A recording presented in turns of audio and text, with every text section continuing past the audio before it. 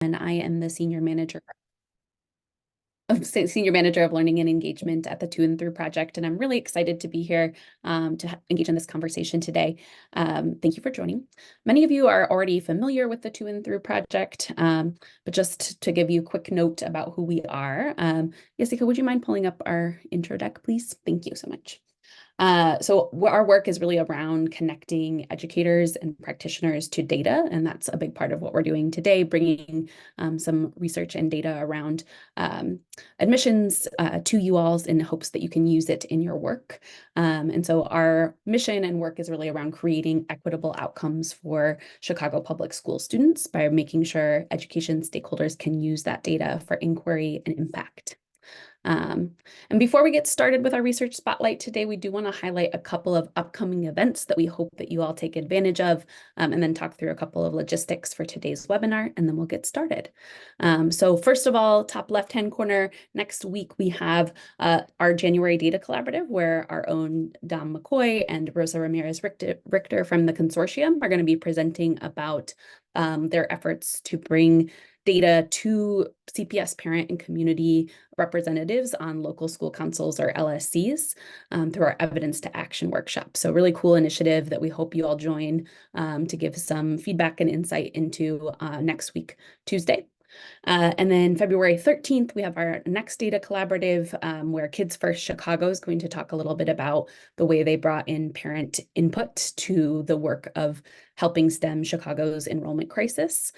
So really interesting and engaging work that they'll be sharing with us then.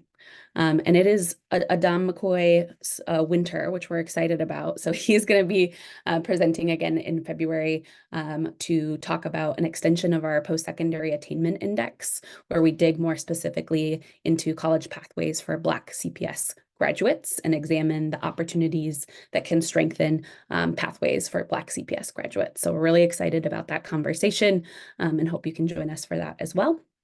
And then our next data collaborative that's happening in March will be the Noble Schools Network, talking about how they use their college counseling framework in practice and their data collection system. So some really great events that we hope you're all able to join. All of these will be virtual, and my colleague Dom has put the RSVP links in the chat, so check those out. And then just a couple notes on today's plan. If you could go to the next slide, Jessica. We are already in our welcome stage here. I'll be introducing Dr. Bastedo in just a moment, and we are going to do a presentation and hear some of the brilliant research coming out of this context, and then we will have some Q&A. So there's a Q&A function that you all should see on your screen. Please keep those questions coming throughout the conversation, but we'll hold questions until the end and give Dr. Bastedo a chance to answer those questions. So please keep those Q&As coming throughout. We are excited to answer those questions later on. And then based on feedback from you all, we have added a post-discussion conversation after all of our research spotlights.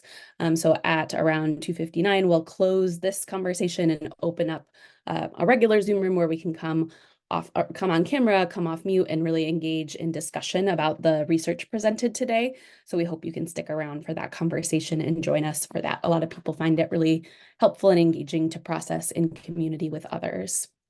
So again, just make sure to use that Q&A feature, hold those questions till the end, and hopefully you can stick around for discussion. So let's go ahead and transition into today's research spotlight with Dr. Bastedo. I do want to just say that this discussion feels so particularly relevant and important right now to have in the time of discourse that we're having around post-secondary access. I think as a nation and a city, we're really grappling with what admissions looks like in a post-race conscious admissions ban from the Supreme Court. What impact is that having on how colleges are deciding who to admit? I think there's also been a lot of debate that we've been talking about internally on the recent article that David Lenhart put out in the New York Times about sort of questioning the value of grades and plugging the value of the SAT and standardized tests that I know we've been sort of grappling with and talking about, and definitely want to plug the consortium, and our consortium colleagues recently put out a really helpful Q&A video about what grades as an indicator mean specifically for Chicago public school students. So Dom, if you want to drop that in the chat so folks can see that, that would be great. And I think just our current Chicago context, we're having a lot of discussion about school choice, about neighborhood schools, and I think this conversation about contextualized admissions and thinking about what each high school brings is a really helpful thing to ground in our Chicago context right now as we talk about school choice. So really excited and timely and important discussion for today. So let me introduce, before I've given a lot of framing, but let me introduce Dr. Bastedo. So Dr. Michael Bastedo is a professor in the Center for the Study of Higher and Post-Secondary Education at the University of Michigan, where he also serves as Associate Dean for Research and Graduate Affairs at the Marsal Family School of Education. He is the founding director of the Michigan Admissions Collaboratory, which is a practice to research center designed to facilitate and promote college admissions research, both in the US and internationally. He received the Early Career Award in 2013 from the American Research Association and the first higher education scholar in the award's history. He was elected as an AERA Fellow in 2021 and to the National Academy of Education in 2023. He was a Fulbright Scholar in the Netherlands and Research Director of the Institutes on Public University Governance and a Ford Foundation Global Policy Fellow at the Institute of Higher Education Policy. He holds a PhD in Administration and Policy Analysis from Stanford University. And I do feel like it is incumbent upon me as a Michigan alum myself to say go blue, because we are the national champions. So just need to put that out there. And I will pass it to Dr. Bastedo to share his screen and share his research. Hey everyone, thanks for being here.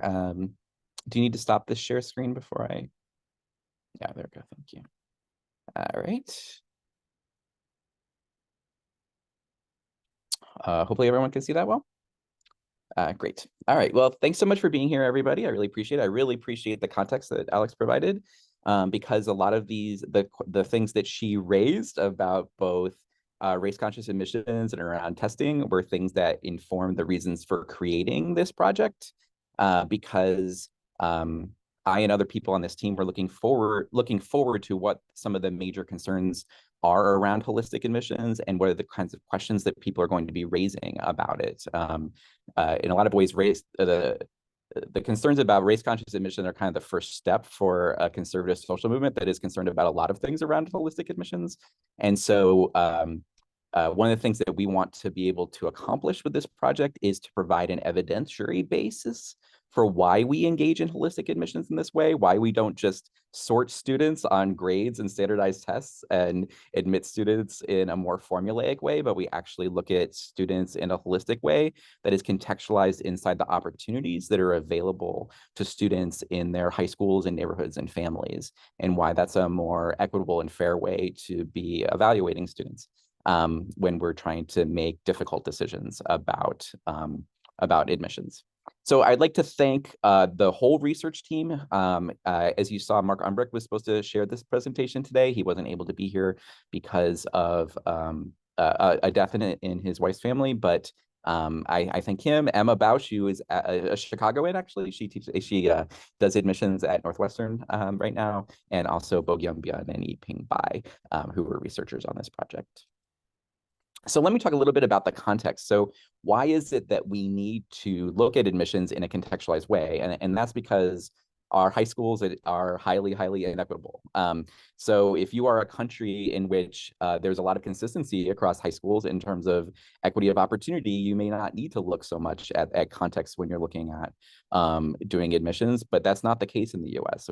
We have a very highly stratified system. And as a result, we have really inequitable opportunities to access a lot of the key things that are very explicitly part of a holistic admissions process. So when we're talking about things like whether or not you've taken AP or IB classes, whether you've had participated in particular extracurricular activities, whether or not you have engaged in certain kinds of learning, whether or not you've had college counseling or test preparation, and I could go on about 8 other things. All of these things are stratified by race and social class, and sometimes by gender and other things. So having a sense of how those play out is really important for admissions officers to understand in order to evaluate students equitably. So what do we know about admissions? I'm going through this guide very quickly because I do want you to have lots of time for Q&A and to be answer the kinds of questions that Alex raised earlier. So there's a lot of things I could cover here, but let me just try to stick to like, what do we know about context? So what do we know about how might admissions officers be thinking about context when it comes to evaluating admissions applications? So one set of research looks at how admissions officers are likely to make admissions decisions around low-income applicants when they do and do not have stronger contextual data. So until fairly recently, admissions officers, when they were looking at context, either were relying on their personal experiences in high schools if they had the opportunity to go to them, or they were relying on profile sheets that were provided by high schools. So you may have seen like a mimeographed sheet that was literally purple that a guidance office might provide. And these weren't provided only to admissions officers. They were provided to lots of people. They would hand them to their local congressperson if they were walking around, right? It was just a way to provide information about the high school. But there were very specific pieces of information that could be helpful to an admissions officer when trying to make decisions about context. So one thing that I did in a project with Nicholas Bowman and some other researchers was to do an experiment where we manipulated the quality of the context information that admissions officers had. So what we did was we did a lab experiment, and in one version of the lab experiment, the admissions officers who were reading the applications had the kind of information that they would normally have when reading an application that they could draw from a profile sheet. And in another version, they had much more robust, high quality data from the high school, such as the percentage of students on free and reduced lunch and the number of APs that were offered in that school and the average SAT, ACT scores for that school and a number of other things. And what we found in that is for applicants who were from low income backgrounds, they were much more likely to admit that applicant when they had more robust contextual information. So, and about 20 for research, about 25% more likely. So it was a pretty significant effect size in that study, and it led us to really trying to dig into, what is it that we could do to intervene with admissions in order to provide this high quality context information to all admissions officers, where they didn't have to rely on high schools to provide this information. So then we ended up designing a data dashboard that would provide this information to a bunch of schools. This is called Landscape. So if anyone's who does admissions in the room, you may be familiar with this. Over 200 colleges now use the Landscape dashboard as part of their admissions process. And what they do is they have all of the information that usually would come through Common Application about a standard application, but then they would also have this data about high schools and neighborhoods that would be ported into their technology system, which is usually called Slate. And they would be able to have both kinds of information. So they would have just as high quality information about high schools and neighborhoods as they had about individual characteristics. And that can help to provide a more equitable decision-making process. And so we now have a couple of studies that show that when admissions officers use Landscape, they are more likely to admit students who are low income or come from more challenged high school environments. And so I currently estimate that about 20,000 more low-income students are admitted to selective colleges through Landscape than would have been true before. But we have some issues with that. This isn't a Landscape presentation, but the issue there is actually now primarily converting to yield, actually increasing enrollment. Students are being more likely to be admitted, but they're not more likely to enroll. So that's what we're working on with that right now. So let me just show you like what an admissions officer might look at when they're trying to think about context in an application. So this is a Landscape for a particular fictional student, and it shows it gives them some basic information about the context that this person is coming from. So the neighborhood average being 51 is out of 100. So that just means that this is sort of like a middle of the road school in the United States, but in the high school, it's a little bit higher, right? So that gives you a sense that maybe there's a little bit of a differential between some of the context information for the high school and some of the context information for the neighborhood. Gives you the average SAT score for the high school, but not for the it wouldn't have the particular student if they don't submit a test. So it doesn't require them to submit testing. It gives you some information about the school, like the percentage of students on free reduced lunch is 63%. That's relatively on the higher side, but not the highest that any school would particularly see. It gives you the senior class size, the average SAT at the colleges that these students attend. It gives information about AP exams. The average AP score is 2.81, which is not a credit-bearing score. The average number of APs taken, which is 2.3. And then on the bottom, you have a number of neighborhood indicators that give you a sense of what kinds of neighborhood that they come from, and things like the crime rate and the educational level of the neighborhood, housing stability. And all of this is drawn from national data. And then you can see here that you could actually click on state. So if you wanted to dig down to the state level and look a little bit differently at the data, you're able to do that. So the good thing about this is just having like robust, high quality information about both high schools and neighborhoods that admissions officers can rely on and doesn't depend on high schools to provide. So we know that admissions officers will respond to robust, high quality context information, that could lead to more equitable outcomes, particularly for low income students and students from more challenging high school environments. But what we don't know is whether or not those measures are actually associated with college student success. So one of the things that has been worrying me for a long time is if there is kind of a movement towards attacking the idea of holistic college admissions, one of the first questions would be is what is the evidence to show that students who do well in their context actually do well in college? And if you ask me that question, given current literature, I actually couldn't give you a particularly good answer to that question. We had a very, very limited things that I could rely on. Things like the Texas top 10% could be evidence on that. There's a few papers on class rank, but there really isn't a lot of evidence on this. So we wanted to look at this very specifically. We wanted to look at things that are really important, like retention and graduation, not just first year GPA, which in my opinion is not the most important thing, particularly for students who are underrepresented and maybe more likely to struggle more in the first year, but maybe just as likely to succeed in terms of staying in college and graduating ultimately if provided adequate support. So we want to look at that. And we also want to look at underrepresented groups and see if the things that we might find for the whole group are equally applicable for really important other stakeholder groups in our study. So the data come from a Midwestern state that I am not allowed to tell you, but yeah, you could guess in about 3 seconds. And it is 2.7 million observations, 2.3 million students and 27 million observations. So we have quite a lot of data from this state level data set. It cuts across the vast majority of public high schools in the state, and also connects the data to the 15 public universities in that state. And it was really important to be able to get access to this data set because looking at students in context is very difficult quantitatively, because not only do I need the information on you as an individual, I need all of the information for all the students in your high school to be able to contextualize that data. So it was really challenging to put this together, and all of the researchers that I talked to you about spent a lot of time working on getting access to this data, cleaning that data, and otherwise doing the things that people don't like doing. So we have a final sample of about 77,000 students who went to high school in this state and then went to a public university in that state, so that we can track them from one institution to another.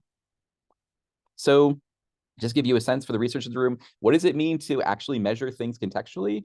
And what that means for us is, a raw score, like if this is just about ACT score, a raw score is very simple, right? It's just the score that you got on the exam.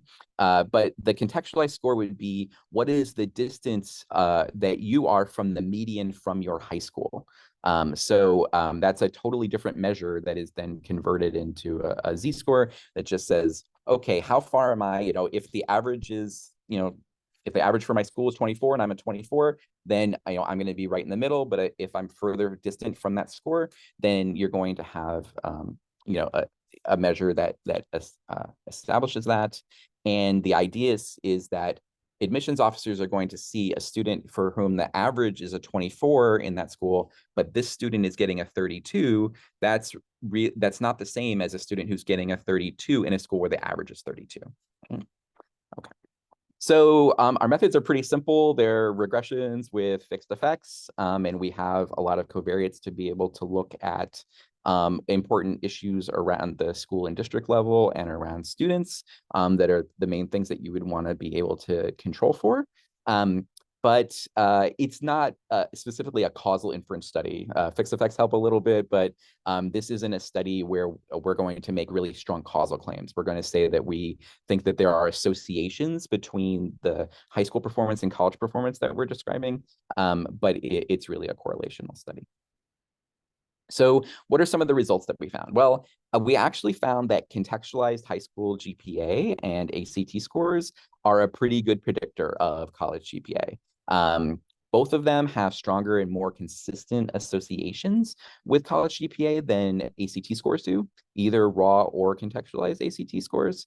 But there's pretty good evidence in the overall sample for using these as part of a holistic admissions process that they do support college students, being able to predict college student success going forward.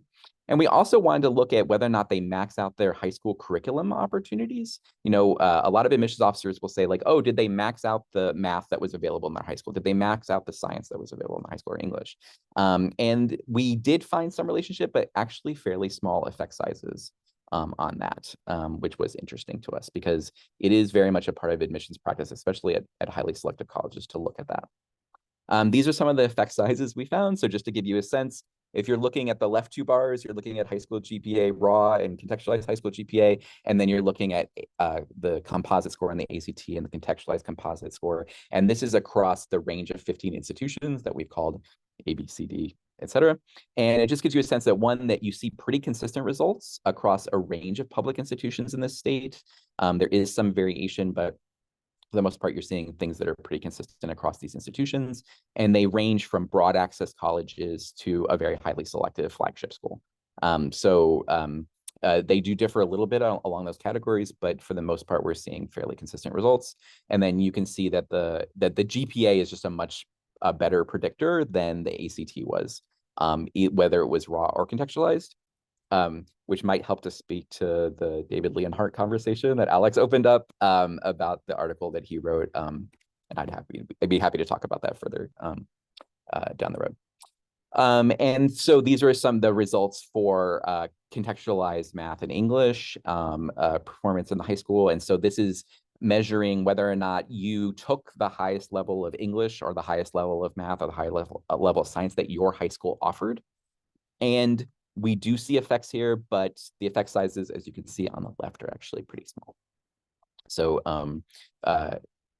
it is supporting the use, but not as much as I think we all anticipated on the research team that it would. And this is to look at effects on not just GPA, but on retention and graduation.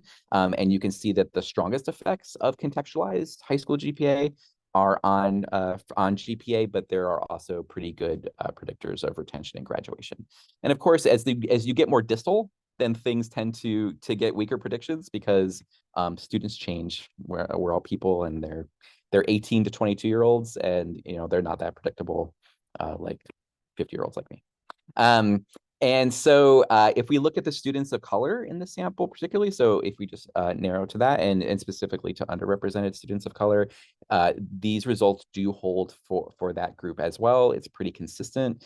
The ACT related measures become less helpful with students of color than they are for the overall sample, but they are still helpful in a number of situations.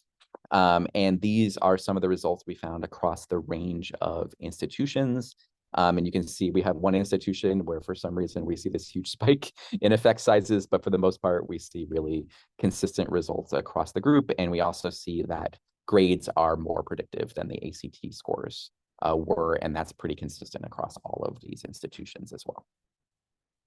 And then for Pell recipients, which is our measure of whether or not a student may be low income or not, we also see pretty consistent results among this group as well. Again, this is the results that we see across the sample, and yeah, it's actually pretty remarkably consistent across all of the subgroups. But it was really important for us to really be able to document that this is the results were fine. And then lastly, I wanted to show you why this might matter. So we wanted to simulate what would happen, what we think might happen to student demographics if you look more specifically at how students perform in context. So what this graph shows is if we were to just look at the top 25% of students in a high school and we were to go on their raw high school GPA, or we were to look at their contextualized high school GPA, how does that potentially change the percentage of students who might be admitted to the colleges in the state? And so on the left, so if you can see, there's like the blue bar and the yellow bar are the most important ones. And so for underrepresented and minoritized students of color, you can see that you would go from 5.3% if you just relied on raw high school GPA to 14% at these schools if you use contextualized GPA. So it's a pretty big difference for those groups. For women and men, it's pretty similar. And then for Pell, you see a pretty big jump from 24% to 33%. And if we were to look at the high school characteristics, you would see a jump here in the percentage of students from schools that offer a substantial amount of free and reduced lunch, and for students coming from schools that have a higher proportion of students of color. So overall, being able to look at students contextually does matter in terms of who will be admitted, and especially in an environment that is post SFFA. That could be particularly important because the more that that institutions lean into contextualized review of college applicants, the more that they can, within current legal bounds, potentially increase the racial diversity in particular of their incoming cohorts. So the summary is just that we saw really consistent findings of that contextualized measures were associated with college success across all groups and across even things like persistence and retention and graduation that are really important indicators of college success. And we hope that this can inform both the conversation around what is happening post the SFFA decision, but also what is going on in terms of testing. So whether or not an institution is deciding to be test-free or test optional, or they've decided to continue to mandate tests, this can be helpful information that for them to consider. Even if a school is mandating testing, and there are most schools, if you're not otherwise aware, the vast majority of schools are test optional right now. There's a few schools that are test free and a few schools that have decided to mandate tests. But if you've decided to mandate tests, it's really essential to look at those tests in the context of what testing looks like in that high school and neighborhood in particular, in order to be really fair to applicants. So that's all for this. I don't know why PowerPoint wants to access my camera, and I'd be happy to talk about any questions that people have. Wonderful. Thank you so much, Dr. Bastedo. This was really interesting, and I'm excited to see just how significant the impact seems to be for admissions for underrepresented minority students and Pell Grant recipients. That's really exciting. I think two clarifying questions that came up in the Q&A. One was around neighborhood profiles connected to landscape and other dynamics of holistic admissions, given the context in Chicago of just like school choice, where students might live in one neighborhood but go to school in a very different neighborhood, which I believe is true often in Michigan as well. Well, we don't know what state this is though, but does the just as an example state, as an example, but does that neighborhood profile information end up referring to the school neighborhood or to the student's neighborhood or both? It refers to the student's neighborhood. And that's why it was important to fight for that aspect of it. Was exactly the situation that you're describing, that you can end up in Michigan, we call it schools of choice, but lots of students end up going to high schools that are not in the same kind of neighborhood that they're that they live in. And so if you're an admissions officer and you see a difference in the scores, then you can look to triangulate that information when you're helping to make it. It's helping you to tell a data-informed story about the experiences of what that student might be having. So yeah, hopefully for most admissions officers, that's really helpful information. Lots of times it'll look very similar, right? If you're going to your neighborhood school and you live in that neighborhood, you're going to see very consistent numbers. But when you do see those numbers, it's quite salient to you when you're looking at that data, and it starts to get you to ask some questions about the application that you're reading. Super helpful. Thank you. And then two questions that I think folks would love for us to go back to the graphs, if that's okay. So one was the one with the blue, yellow, and gray bars. And I think I had clarity on the blue and yellow gray bars, but I think the gray bars, what was that? Could you Was just this kind of one? clarify? The gray Yes. bar was just the full sample. Oh, okay. As I was presenting this in retrospect, I was like, oh, we could get rid of the gray. I mean, that's just like an average. Basically, I don't know if it's adding helpful information, but it just means for the entire sample, it would be 32% on the left, for example. Helpful. Okay, thank you. And then another clarifying questions on the graph. Somebody asked, in the early figures, can you go back and clarify and unpack some of the takeaways around GPA and contextualized GPA? I think they wrote they were similarly predictive, and then in specific student groups, they're even more predictive. Can you just kind of recap your findings on that for us? And are they asking about comparing to raw GPA or just comparing among subgroups? I think comparing among subgroups, it looks like. Yeah, But I it looks mean, like both the raw and then the subgroups and what were the differences, perhaps. for the most part, raw GPA, it was a little bit more predictive of our outcomes than contextualized GPA was, but both of them were very helpful information. And across subgroups, I would say it depends a little bit on what we end up having a lot of subgroups and a lot of outcomes, so we end up with a lot of data. um, but I would say the overall story is one of consistency across the subgroups, like that particularly we can see consistent across students of color and low income students as represented by Pell. We're seeing like pretty consistent results across those two groups in terms of the association with college success.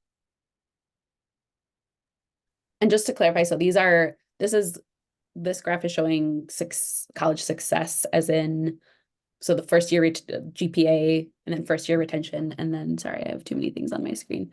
4-year graduation. For your Okay. graduation. Okay. Yeah, Okay. exactly. Super helpful. Thank Yeah. you for clarifying those. Do you all look at like 6-year graduation at all, or did you We most look at couldn't, we didn't 4-year? have the data at the time to be able to do Mhm. that. Yeah, and Helpful. it's a little bit of a limitation because ideally we would be looking at 6-year graduation. Okay. Beautiful. Um, and then let's go to some of the other questions. Although if anyone has more clarifying questions or want to see a graph again, please drop those into the Q&A. But we had a question here. I know you mentioned talking about we see this increasing admission, but not necessarily enrollment, and that you're that's a next question that's coming. But we did get a question in the chat around how might the landscape tool and contextualized information help colleges enroll more students of color, and what might be some of the barriers you're noticing in your initial research for why we're seeing increased admissions, but not necessarily increased enrollment. Yeah, I really want to dig into the mechanisms of that because I think it's such a crucial question. And so, I mean, actually, I have a grant proposal out to do that right now. And so, uh, the landscape data could help to identify the students who you may not be enrolling. So it can help to provide just an initial identification of students who may be disproportionately less likely to yield. And then that can lead to what I want is to have a conversation with admissions officers about this question about like how the landscape data are actually being used in admissions practice. Right now, we have this like it's just kind of a black box. I mean, we have data coming in and we have good outcomes coming out, but we don't really know like what's happening inside of that. And I think it's really important to understand that in order to be able to address these kinds of questions. So the quantitative data is really helpful in terms of identifying the problem, but it's not very helpful in helping us figure out what the possible solution is. A lot of things have been proposed. Is it a financial aid problem? Is it a campus climate problem? Is it fundamentally an admissions problem? There's just a number of things that it could be, but we just don't have an answer on what it actually is. And could it be that some of this is just initial to, the landscape being adopted, right? I mean, you adopt a new technology and you use the technology and you get a result, and then hopefully what you do is you use the results to inform what you would do subsequently. And so it could be that even without any additional intervention, admissions officers are going to learn from their experience, and these outcomes in terms of enrollment are going to improve through that learning. And I certainly hope for that, but I would like to help and push that along, that learning along. Yeah, absolutely. That's really helpful. Thank you so much. And then have a couple of questions from some great, beautiful, curious minds here. So you talked about first year GPA and then outcomes. And I know we talked a little bit about the David Leonhardt article around pushing for maybe standardized tests. But what have you seen in your research around the extent to which both high school GPA and then also first year college GPA is correlated with some of those longer term outcomes, like completion? Yeah. So the thing, it's a very long story about the article, and I'm gonna try because there's just a lot to say to unpack in it. But um, the thing is that the article really cherry picks certain kinds of outcomes that are the most likely to be associated with standardized testing. So, when you see the graphs in the article, the outcomes they're looking at, if I'm trying to, it was if you go to an elite graduate school and if you go to a very high prestige job like a consulting firm or a law firm or something like that. So you can imagine that, a lot of these, like a consulting firm, for example, some of them only interview students who have like the absolute highest grades. It's actually a requirement if you're going to interview with McKinsey or something like that. And if you go to the most elite graduate schools, a lot of them are also the most likely to use the GRE as a means to decide who is going to go. So, one of the strongest correlations you're going to see is between the SAT and the GRE because they're measuring essentially the same things. So there's that. Plus, there's the fact that the whole data set is the IB plus institutions. So the whole data set is the most elite selective schools in the country. And so as a result, the discussion ends up kind of distorted because what we know about all schools is that high school grades are the most predictive of college success, that the SAT and ACT have relatively marginal additional predictive validity above grades. And we do have students that are, we call discrepant. We have students who their grades and their scores don't line up as much. Usually the correlation between high school grades and tests is really high for the most part. I mean, really, really high. But there are students that are discrepant, and admissions officers find that really helpful to know if that's happening there. And that's why some of them want to return to testing, is for those students who have discrepant tests and grades. But the storyline told in that story, I feel like it was a pretty I had a hard time with it. Because it's not that I have one point of view on testing. It's just that storyline was very specifically focused on a certain kind of institution and a certain kind of outcome, and I don't think like it was very candid with the audience about that.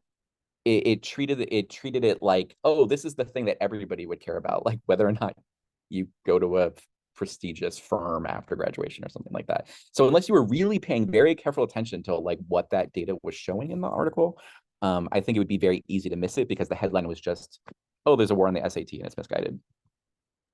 Super helpful. And I think you expressed a lot of our concerns, but in more nuanced ways. So thank you so much for shining light on that.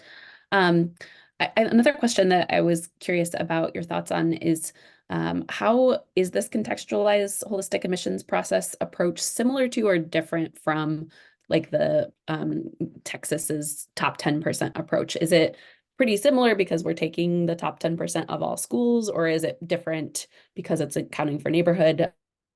What are your thoughts on similarities and differences there? Yeah, it's definitely a form of contextualized review because you're being admitted to school based on your placement in your high school. Texas institutions, the more selective Texas institutions, also have a holistic process that goes on top of that. Not everybody gets in through the top 10% plan, which is also confusing to people because at UT Austin, I think it's actually top 6.5% or something like that. But Yeah, so it's basically a form of contextualized review, but when I'm talking about it, I'm more talking about other states in which there's a broader holistic review being done, and all of the elements of the application are looked at in context, including things like extracurricular activities, and leadership, and the course taking that students are taking. Because, I mean, if you actually talk to admissions officers, whether or not they took the most rigorous courses is actually often the thing that they put the most importance on, even higher than grades. So, looking at all of those things in context is really crucial.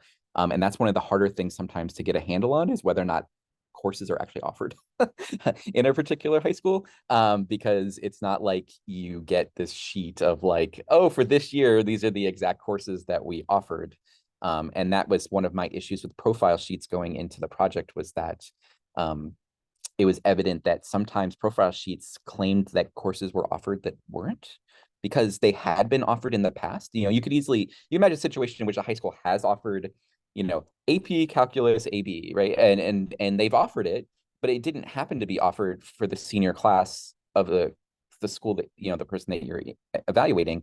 So an admissions officer could very easily look at that person and go, oh, well, they didn't take calculus and it was offered, so they haven't maxed out their opportunity, when in fact it wasn't offered in that year. And that's very unfortunate, that they would draw an inference from that isn't even accurate. Yeah, that's really, really helpful. Thank you. And then let me make sure I get this question right. So the question is, many have said that the SCOTUS decision on race-based admissions only impacts highly selective institutions. I know that's a narrative that I've heard told. Can you share more context on that last bullet in your last slide about the takeaways, about the importance you see for contextualized measures to be used across institutions more broadly, not only at the most selective institution? It just feels like that's an important perspective to share based on your research, because I do think there could be a takeaway that this is only for the most selective institutions. So how do you see it across selectivity bands? Yeah, I appreciate the question. Because one of the things that we were actually a little bit surprised at is that we did see just as strong evidence to support looking at contextualized credentials at broader access institutions. Most of the institutions in our sample are broader access. Only one of them is really would be considered highly selective. Another couple would be considered moderately selective, and the rest are broad access. And so it's, I think, helpful to know it when we call an institution broad access at the 4-year level. We're still talking about institutions that are often denying something like 10 to 25% of their students. So there's still a number of students who are being denied access to those institutions, even though we call them broad or broader access. And so I think I'm hopeful that we might want to start focusing on how can those institutions better be able to identify students who could be successful at their institutions, but are being denied because admissions officers believe that they won't be successful. And one way to do that could be to be looking more carefully at what the opportunities are available at their high schools. And if students are maxing out those opportunities, that we have evidence to show that they're more likely to be successful than other, and it could allow them to actually accept more applicants than they are currently.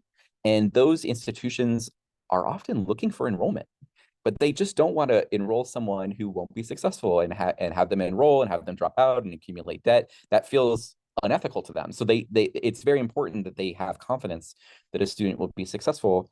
But I'm worried that they might actually be identifying some students that they won't be successful when they actually would be. So I guess I'll say that about that. And then on race conscious admissions, yes, it's a narrative. Yes, race conscious admissions was used at highly selective and selective schools. It was used much more at highly selective schools than moderately or less selective schools, even if they say they were using it or they could. That's sort of just like a detailed data argument, and that's now somewhat historical. But the climate that's created post SFA affects everybody.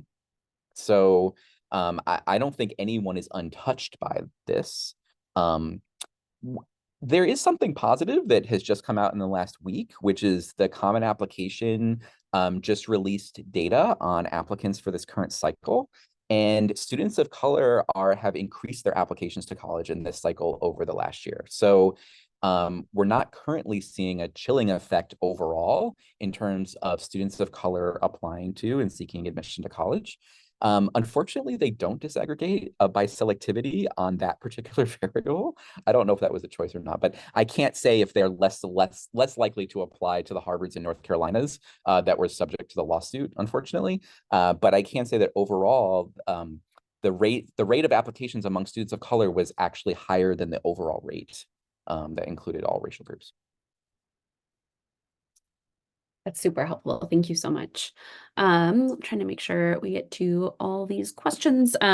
So I think this is a question, and then I want to kind of add a question that I had as well. But so you mentioned in your most recent answer that the 15 institutions in this study varied in terms of selectivity. Are the hypothetical acceptances based on what the admissions officers would do based on current practice?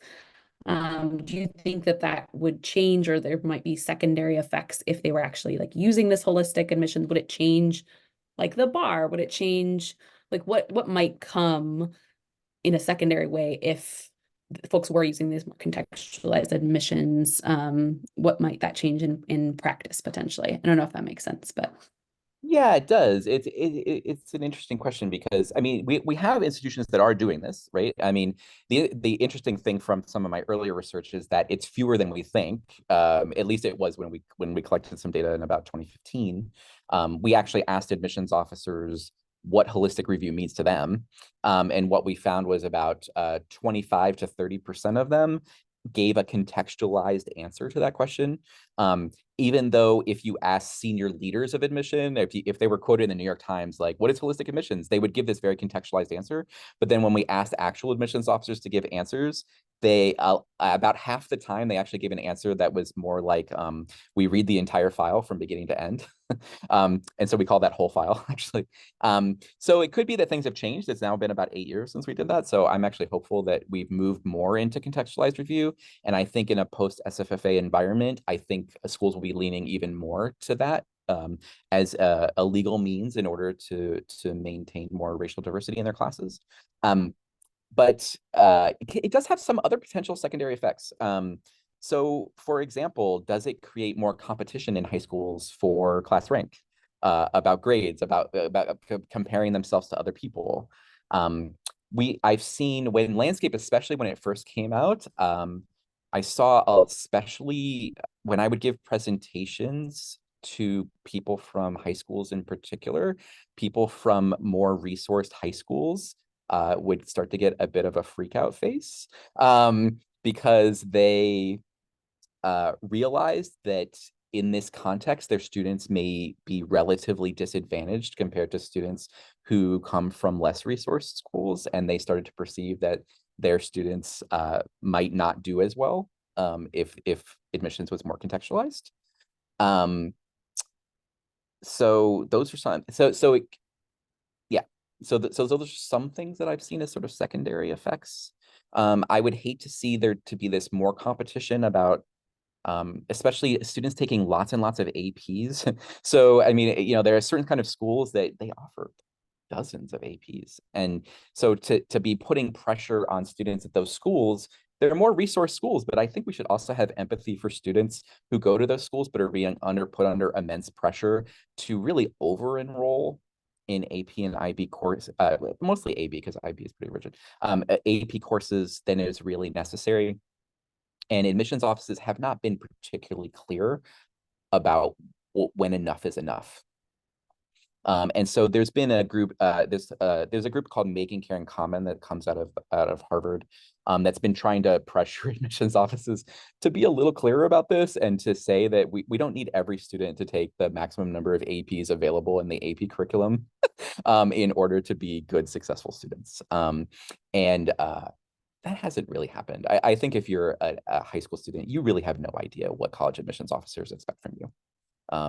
In yeah. that respect. And that's a negative because that's a lot more pressure and stress. And we know what's happening with mental health in high schools and everything. And this all helps to contribute to that. Yeah, that's really helpful and actually connects to another question of just You somewhat already answered this, but curious if you have additional thoughts of what are some of the implications for K-12 districts or folks who work in the college access space versus the college space? Like, what would you hope are some takeaways for practitioners who work with high school students? Yeah, I mean, I think especially for college counseling, it's really helpful to know that a lot of admissions offices are looking at admissions this way because you're often being asked, should I apply to this school or that school? Should I submit tests or not submit tests? I mean, these are all these questions that you can get every day. And hopefully it's helpful information to know that you don't need to necessarily dissuade students from applying to certain institutions if especially the most selective institutions, if they've really maxed out the opportunities in their high school. And it could also help you be a better advocate for those students to know what to say in your letter, right? That could be really helpful information for admissions officers. I will say too, I'm a big advocate for landscape, and I'm really happy that all these institutions have adopted it, but it does have weaknesses. And I would say the primary weakness is within school stratification, meaning everyone in a high school on a landscape dashboard looks the same. Like any of us, if we go to the same high school, no matter what kind of background we come from, if we get on the same neighborhood, same high school, we're going to have the same dashboard. But we could have really different life experiences, and we could have really different experiences in schools. And so if you're someone who's trying to advocate for a student to be admitted to a particular school, giving admissions officers helpful information about some of those internal dynamics to your school could be very helpful information in addition to what's available through the data. Super helpful. Thank you for that. And then this is sort of a quick logistic question, but then it brings up a question I had as well of, is Landscape a free system? And if not, who pays for it? And then I know you mentioned there were 200 university and colleges currently using Landscape. What would it take for more folks to adopt Landscape? Yeah, sure. So it is free. It's provided free of charge. College Board pays for it and offers it as a free service. Um, and oh, what would take for more of them? I mean, they have to they have to ask for it. No one's going to force them to use it. And I think some people haven't adopted it. I think the fact that College Board does it is not always a positive. I think some institutions have been sort of suspicious that if this is sort of like a backdoor way to bring testing to, especially to places that have gone test optional or test free. When the reality is you don't need a test score for any particular student to use Landscape. And so I wish they would let go of that. The reason that College Board is able to do it is their resources. They have both access to the data that you would need to be able to provide this information, but they also have the relationships with colleges on the other side of it to be able to port that from one to the other.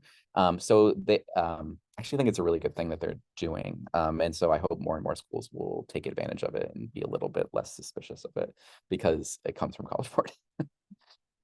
Super helpful. Thank you. And then one last question from the group, and then I wanted to close with a final question. So one thing that is happening in Chicago, there's a pilot right now of doing direct admissions where students who have a certain GPA cutoff will just be automatically admitted. It's a new initiative in Chicago, but I know some other either individual schools or different regions are doing that as well. So how do you see this work informing direct admissions programs where students are just admitted solely on a GPA and not by holistic review? Do you see a push for states to consider contextualized GPAs over that direct admission, or is that intention with the more holistic review? What are your thoughts there? Yeah. Well, it's interesting because, yeah, I mean, because we started doing this project before direct admission. I mean, direct admission has really blown up in the past couple of years. Mhm. So we weren't really thinking about that. It'd be interesting.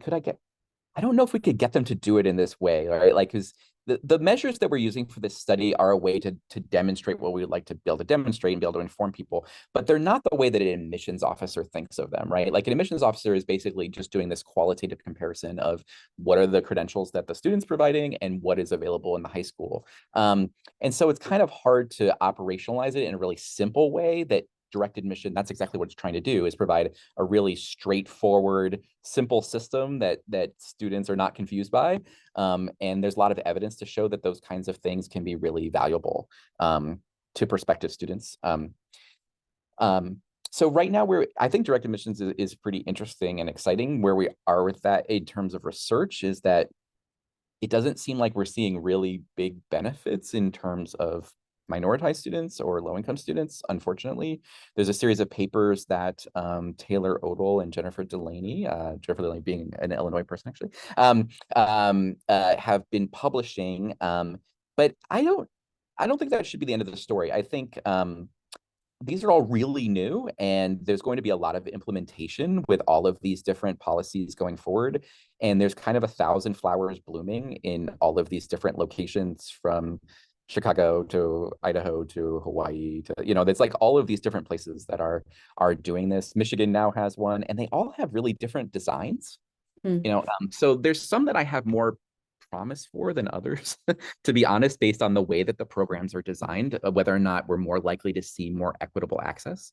But providing an alternative pathway that's just simpler, I think in and of itself is inherently valuable. um, Mhm. so even if we don't necessarily see, I don't know if just the outcomes data is the only thing we should be considering. So anyway, so those are some things that are happening right now. And if people are interested in the research and data around direct admissions programs, looking at the Taylor Odell and Jennifer Delaney's work would be really helpful. Okay, super helpful. And then final question for you, and maybe in just 2 minutes or less, because we are going to hop over to the post discussion. It's just, what is giving you hope in this work? What are you most excited about, or just either applications of the research you're excited about, or what's hopeful right now in the world of college access for you? I think a lot of things, actually a lot of things. What one I started doing this work about 12 years ago. And I started the work by doing field work in public university admissions offices. So I went and got trained in how they do admissions, and I read applications and I scored applications. And that's how I started doing the work, because I really felt like I needed to understand deeply how the work was being done before I was going to start studying it in different kinds of ways. And at that time, the openness of admissions officers and admissions offices to being studied was almost nil. I had to contact over 30 offices just to get a couple of them to be willing for me to even just sit in on the training. I mean, so the openness to being studied and reflecting on their practice and to change policies and practices, I think has grown a lot. So I'm actually optimistic about that, even though a lot of what people see is things either changing in ways that they don't like, whether it's the SFFA decision or other things, or they see things that are not changing, like legacy admissions or athletics admissions or early admissions, or all of the other kinds of practices that we could talk about in the chat afterwards, that are not changing that much either. But I think they're not seeing how much reflection on practice is going on in the field more broadly. So I actually do get hope from that. And it's one of the things that keeps me in this work. Thank you so much. I really, really appreciate it. We are going to move over to that post discussion, which I put a link to in the chat. So hopefully you can join us for that. But thank you if you are hopping off. Thank you for joining us, and we will see you in the post Happy to join. discussion for those of you joining. Thank you. Thanks so much, everyone.